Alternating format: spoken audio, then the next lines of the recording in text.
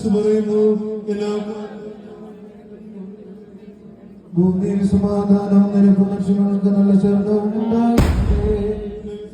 വാഴ്ത്തുകയും വന്ദിക്കുകയും ചെയ്യുന്നു.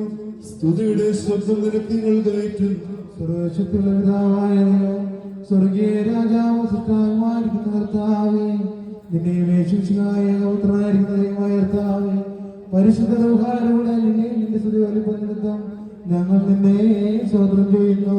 പിതാവിന്റെയും പുത്രനും വചനവും ലോകത്തിന്റെ പാപത്തെ വഹിക്കുന്നവരും വഹിച്ചവരുമായ ദൈവത്തിന്റെ കുഞ്ഞാടായ ദൈവമായ കർത്താവേ, ഞങ്ങളോട് കരുണ ചെയ്യണമേ. ലോകത്തിന്റെ ഭാഗത്ത് വഹിക്കുന്നവരും വഹിച്ചവരുടെ ഭാഗത്ത് മോത്തത്തോടുകൂടിയിരിക്കുന്നതുമായ അപേക്ഷ കൈക്കൊണ്ട് ദൈവം ഞങ്ങളോട് കരുണ ചെയ്യണമേ. പിതാവിന്റെ വലതുഭാഗത്ത് മഹത്വത്തോടിരിക്കുന്നവരെ ദൈവം ഞങ്ങളോട് കരുണ ചെയ്യണമേ. എന്തെന്നാൽ നീ മാത്രം പരിശുദ്ധനാകുന്ന പിതാവായ ദൈവത്തിനാകുന്നു.